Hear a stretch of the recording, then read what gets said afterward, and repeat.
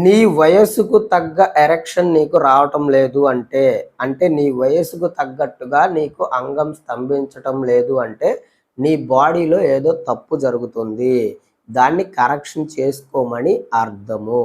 అంతేకాని వయాగ్రా లాంటి టాబ్లెట్స్ వేసుకోమని అర్థం కాదు. ఇక్కడ ఇంకొక విషయం, 18 సంవత్సరాల దగ్గర నుంచి 28 సంవత్సరాల దగ్గర వరకు ఎవరైతే మగవాళ్ళు ఉంటారో, ఈ 10 సంవత్సరాల పీరియడ్లో మీకు 100% హార్మోన్స్ వ్యవస్థ, న్యూరాన్స్ వ్యవస్థ, బ్లడ్ వెజల్స్ వ్యవస్థ పనిచేస్తాయి. కాబట్టి ఈ 10 సంవత్సరాల వయసులో ఉన్న వాళ్ళు ఎవ్వరూ కూడా వయాగ్రా లాంటి టాబ్లెట్స్ అంటే సిల్డినాఫిల్ కానీ, టడలాఫిల్ కానీ, వడ్డనాఫిల్ కానీ, ఎవినాఫిల్ కానీ వీటి నీడ్ అనేది మీకు లేదు. ఇవి మీరు వేసుకోవాల్సిన అవసరమే లేదు. ఒకవేళ అవి వేసుకోవాల్సి వచ్చింది అంటే మీకు వెనకమాల బ్యాక్గ్రౌండ్లో ఏదో తప్పు జరుగుతుంది. దాన్ని కరెక్షన్ చేసుకోవాలి. అది కరెక్షన్ చేసుకోకుండా మీరు వయాగ్రా లాంటి టాబ్లెట్స్ వేసుకుంటున్నారు అంటే అది మీ కర్మ. దాని ఎఫెక్ట్ అనేది మీకు 40 సంవత్సరాల తర్వాత ఏం జరుగుతుంది అనేది మీకు అర్థమవుతుంది. Hi, this is Veerabrahmam, consultant pharmacist B pharmacy. Welcome back to our channel pharma and health YouTube channel. మీలో ఎవరికైనా ఏదైనా సమస్య ఉండి మీరు నాతో మాట్లాడాలి అనుకుంటే కాల్ మీ ఫోర్ యాప్లో నుంచి కానీ లేదంటే కన్సల్టేషన్ తీసుకొని కానీ కాల్ చేయండి. యాజ్ ఏ ఫార్మసిస్ట్గా నేను మీకు ఒక మంచి సజెషన్ అయితే ఇస్తాను. అయితే ఇక్కడ ఒక్క విషయం చెప్తాను, నేను ఏదైనా సరే మీకు ఉన్నది ఉన్నట్టుగా చెప్తాను. మన శరీరానికి ఒక సమస్య వచ్చినప్పుడు ఫస్ట్ ఆఫ్ ఆల్ దాని రూట్ కాజ్ తెలుసుకోవడానికి మనం ప్రయత్నం చేయాలి. డాక్టర్ దగ్గరికి వెళ్ళైనా సరే, లేదు అని అంటే ఆ డాక్టర్ దగ్గర మీకు రూట్ కాజ్ డయాగ్నోసిస్ అవ్వకపోతే ఇంకో డాక్టర్ దగ్గరికి వెళ్ళండి. అండ్ మీకు మీరు కూడా రీసెర్చ్ చేసుకోండి. దానికి తగ్గ సొల్యూషన్ ఎక్కడుంటే దాన్ని మాత్రమే మీరు తీసుకోవాలి. ఫర్ ఎగ్జాంపుల్, దానికి సొల్యూషన్ అల్లోపతిలో ఉంటే అల్లోపతి తీసుకోండి, సప్లిమెంటేషన్లో ఉంటే సప్లిమెంట్స్ తీసుకోండి, ఆయుర్వేదిక్లో ఉంటే ఆయుర్వేదిక్ తీసుకోండి, హోమియోపతి ఉంటే హోమియోపతిలో తీసుకోండి.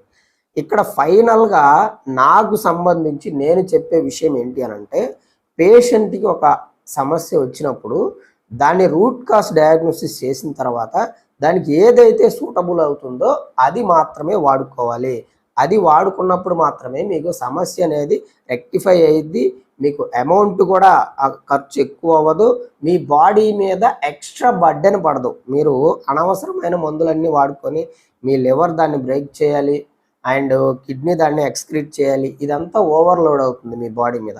అలాంటివన్నీ కూడా జరగకుండా ఉండాలి అంటే ఫస్ట్ మీ ప్రాబ్లం ఏంటో తెలుసుకొని దాన్ని బట్టి మీరు ముందుకు ప్రొసీడ్ అవ్వాలి. ఓవరాల్గా నేను మీకు నా అనుభవంతో ఒక విషయం చెప్తా. అదేంటంటే, మన శరీరంలో వచ్చే సమస్యలకి 50% న్యూట్రిషనల్ డెఫిషియన్సీ కారణమైతే మిగతా 30% మెడికల్ కాజు, 10% సైకలాజికల్ కాజు, ఇంకా రిమైనింగ్ 7%లో జెనెటిక్ కాజ్ అవ్వండొచ్చు, లేదు అంటే ఎన్విరాన్మెంటల్ కాజ్ అవ్వచ్చు, ఆటో ఇమ్యూన్ డిసీజెస్ అవ్వచ్చు, ఇలా ఏదైనా ఉండొచ్చు.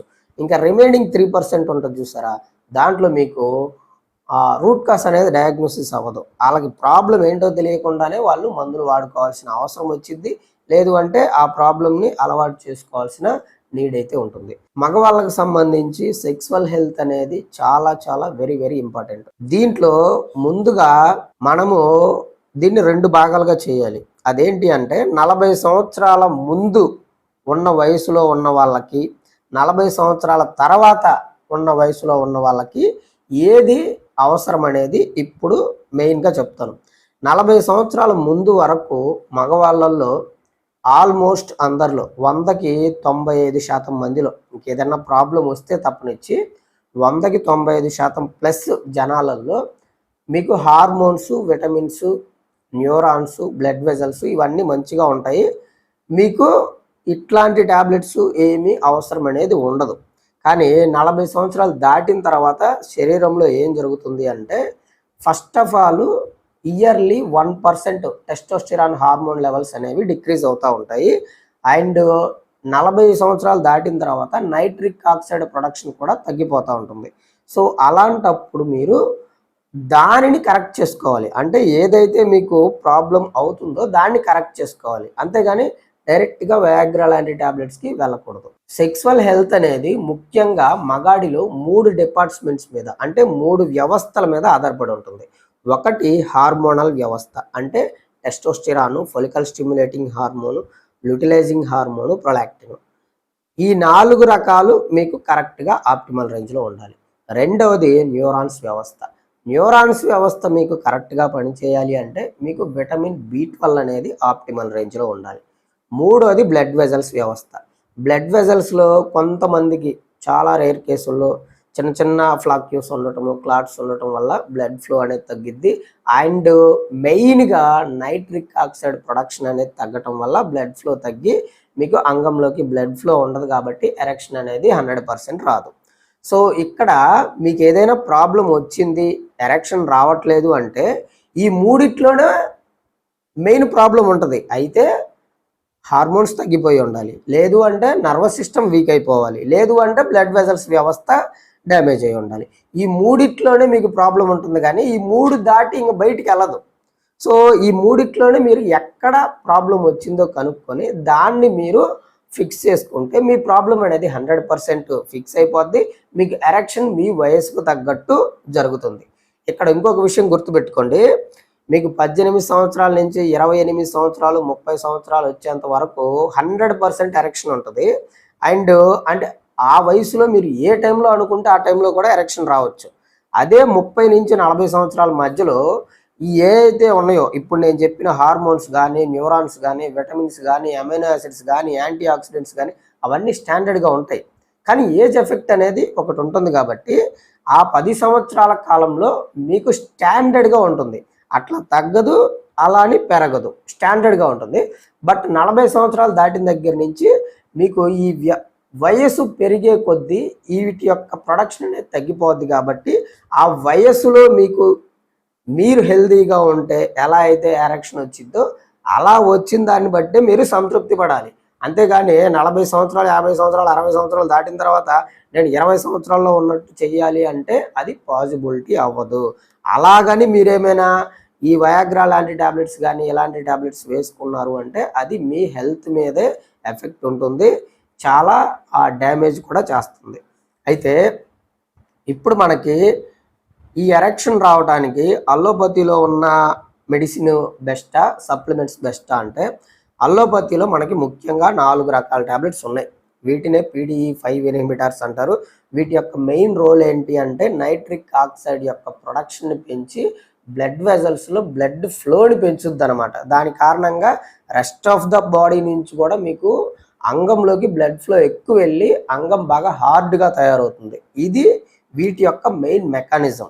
అయితే వీటిల్లో ఫస్ట్ ఆఫ్ ఆల్ మనకి సిల్డినాఫిల్ అంటే వయాగ్రా గురించి మాట్లాడినట్లయితే, వయాగ్రా అనేది మనకి ఈ ఎరెక్టల్ డిస్ఫంక్షన్ ప్రాబ్లమ్ని ట్రీట్ చేయడానికి తయారు చేసింది కాదు, కాకపోతే ఇప్పుడు వాడుతున్నారు.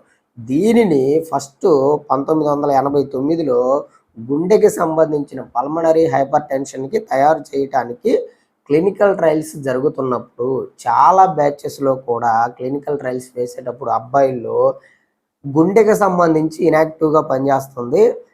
అదే ఈడీకి సంబంధించి అంటే ఎరెక్టల్ డిస్ఫంక్షన్ ప్రాబ్లం ఉన్న వాళ్ళకి కానీ ఆ ప్రాబ్లం లేని వాళ్ళకి కానీ ఈ ట్యాబ్లెట్ వేస్తే బాగా ఎరెక్షన్ వస్తుంది. సో అనుకున్న దానికంటే ఎక్కువగా ఎరెక్షన్ రావటం కారణంగా దీన్ని ఏంటి అంటే దానికి వదిలిపెట్టి దీనికి ఇంకా మార్కెట్లోకి వదిలిపెట్టారు. దీన్ని 1998లోనే FDA అప్రూవల్ తెచ్చుకుంది ఇది. సో అప్పుడు ఒక పెద్ద రెవల్యూషన్ అయిపోయింది ఈడీకి ట్రీట్మెంట్ అని. కానీ ఇది ఈడీకి ట్రీట్మెంట్ కాదు, జస్ట్ ఈడీకి నువ్వు ఆ టాబ్లెట్ ఏ రోజు వేసుకుంటే ఆ రోజు నీకు ఇన్స్టెంట్గా ఎఫెక్ట్ చూపిస్తుంది. అంటే ఆ టైము ఆ టాబ్లెట్ పవర్ నీ బాడీలో ఎంత టైం అయితే ఉంటుందో అంత టైం మీకు ఆ నైట్రిక్ ఆక్సైడ్ ప్రొడక్షన్ అనేది ఎక్కువగా రిలీజ్ అయ్యి బ్లడ్ ఫ్లో ఎక్కువ ఉండి ఎరెక్షన్ బాగా వస్తుంది. అది మెయిన్ మెకానిజం. అంతేగాని ఇది నీ రోగాన్ని అయితే ఫిక్స్ చేయలేదు. ఇదే కాదు, నీకు రిమైనింగ్ ఉన్న టాబ్లెట్స్ టడాలాఫిల్ కానీ, వర్డనాఫిల్ కానీ, అవినాఫిల్ కానీ ఈ 4 రకాలు నీ రూట్ కాస్ అయితే ఫిక్స్ చేయలేవు. నీ రూట్ కాస్ ఏంటో అది నువ్వు ఫిక్స్ చేసుకుంటే వీటి అవసరం అనేది నీకు ఉండదు. అండ్ వన్ మోర్ థింగ్, ఇంకొక విషయం ఏంటి అంటే ఈ PDE5 ఇన్హిబిటర్స్ వల్ల మీకు సైడ్ ఎఫెక్ట్స్ కూడా ఎక్కువగానే ఉంటాయి. సో వాటిల్లో ముఖ్యంగా రేర్ కేసుల్లో బీపీ డ్రాప్ అవ్వచ్చు, సడన్గా డ్రాప్ అవ్వచ్చు, అది మేజర్ సైడ్ ఎఫెక్ట్. అది కాకుండా ఇంకా మైనర్ సైడ్ ఎఫెక్ట్స్ ఉన్నాయి. అంటే ఏంటి? హెడేక్‌గా ఉండటం, బ్యాక్ పెయిన్‌గా ఉండటము, కళ్ళు మొత్తం మీకు బులుగు రంగులో వాతావరణం అంతా బులుగు రంగులో కనబడటము, తర్వాత నాజల్ డీకంజెషన్ ఉండటం, అంటే ముక్కు దిబ్బడగా ఉండటము, ఇవన్నీ కూడా దీని యొక్క సైడ్ ఎఫెక్ట్స్. ఈ ఈ సైడ్ ఎఫెక్ట్స్ కొంతమందిలో సివియర్‌గా ఉంటాయి, కొంతమందిలో నార్మల్‌గా ఉంటాయి. అండ్ వన్ మోర్ థింగ్, ఇవి మీరు డాక్టర్ ప్రిస్క్రిప్షన్ లేకుండా వేసుకోకూడదు. ఒకవేళ వేసుకోవాలి అనుకుంటే హై డోస్‌లో వేసుకోకూడదు.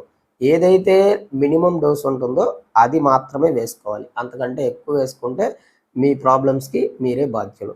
ఇంకా సప్లిమెంటేషన్ సైడ్ వస్తే అసలు మనకి దీనికి సంబంధించి నేను ఇందాక చెప్పిన 3 రకాల వ్యవస్థలు ఏవైతే ఉన్నాయో వాటికి సప్లిమెంటేషన్ ఏది పనిచేస్తుంది అంటే, ఫస్ట్ ఆఫ్ ఆల్ మీకు హార్మోన్స్ తగ్గుతున్నాయి అని అంటే మీకు జింక్ డెఫిషియన్సీ ఉంది అని అర్థం. విటమిన్ డి డెఫిషియన్సీ ఉంది అని అర్థం.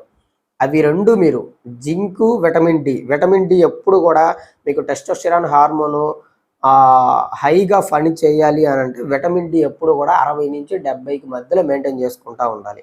జింక్ కూడా అలాగే దాని ఆప్టిమల్ రేంజ్‌లో మెయింటైన్ చేసుకుంటే మీకు టెస్టోస్టెరాన్ హార్మోన్ లెవెల్స్ మంచిగా ఉంటాయి. స్పెర్మ్ ప్రొడక్షన్ కూడా బాగా జరుగుతుంది. ఇంకా తర్వాత పోతే నర్వస్ సిస్టమ్ మీకు మంచిగా పనిచేయాలి అంటే విటమిన్ బి12 ఆప్టిమల్ రేంజ్‌లో ఉంచుకోవాలి. So vitamin B12 optimal range అంటే ఎంత? 800 వరకు మీకు విటమిన్ బి12 అనేది పెంచుకోవాలి. ఇంకా రిమైనింగ్ బ్లడ్ వెజల్స్‌లో ఫ్లాక్యూ ఫార్మ్ అవటం అనేది, చిన్న చిన్న క్లాట్స్ ఉండటం అనేది దానికి సప్లిమెంటేషన్ అయితే పెద్దగా ఏమీ పని చేయదు. మీరు కొంచెం ఫిజికల్ యాక్టివిటీ చేసుకుంటా, సెడెంటరీ లైఫ్ స్టైల్ లేకుండా, సో ప్రాసెస్ ఫుడ్ తినకుండా ఉంటే సరిపోతుంది. ఇంకా అంతకు మించి మీకు ఏమీ అవసరం లేదు. సో అదండి. ఇంకా వీటిల్లో మీరు ఫర్ ఎగ్జాంపుల్ టెస్టోస్టెరాన్ పెంచుకోవాలి అనుకోండి, మీకు డైట్ ఉంది, సప్లిమెంటేషన్ ఉంది. సప్లిమెంటేషన్ వైపు అయితే జింక్, పైకోలినేట్ ఇలాంటివి తీసుకోవచ్చు. డైట్ పరంగా అయితే మీరు రోజుకి 8 గంటలు నిద్రపోయి స్ట్రెస్ తగ్గించుకుంటే ఏ ప్రాబ్లమ్ ఉండదు. టెస్టోస్టెరాన్ లెవెల్స్ అయితే మంచిగా మెయింటెనెన్స్ అవుతాయి. ఇంకా రిమైనింగ్ విటమిన్ బి12 అంటారా, నాన్ వెజ్ లాంటివి ఎక్కువ తీసుకుంటే సరిపోతుంది. లేదు అంటే మీకు అట్లా ఏదైనా అబ్జార్ప్షన్‌లో ఏదైనా కంప్లెయింట్ ఉంటే సప్లిమెంట్ తీసుకోవచ్చు. సప్లిమెంట్‌లో కూడా కొంతమందికి అబ్జార్ప్షన్ కంప్లెయింట్ ఉంటుంది. కొన్ని ఫ్యాక్టర్స్ ఉంటాయి. ఆటిల్లో ఏదైనా కంప్లెయింట్ ఉంటే ఇంజెక్షన్ ఫార్మ్ తీసుకొని మీరు విటమిన్ బి12ని పెంచుకోవచ్చు. అదండి కంప్లీట్‌గా దీని యొక్క ఇన్ఫర్మేషన్ అయితే. ఇది చాలా మందికి మగవాళ్ళకి ముఖ్యంగా సెక్సువల్ హెల్త్ కంప్లెయింట్ ఉన్న వాళ్ళకి చాలా బాగా యూజ్ అవుతుంది. సో మీరు ఒక్కరే చూసి వదిలేయకుండా ఖచ్చితంగా దీన్ని షేర్ చేయండి. అండ్ మీరు గనక మన ఛానల్ కొత్తగా చూస్తున్నట్లయితే సబ్స్క్రైబ్ చేసుకొని షేర్ చేయండి. సో ఇంకేదైనా డౌట్ ఉంటే కన్సల్ట్ అవ్వండి. సో అంతవరకు సెలవు మరి. నమస్కారం. నేను మీ Veerabrahmam, consultant pharmacist B pharmacy.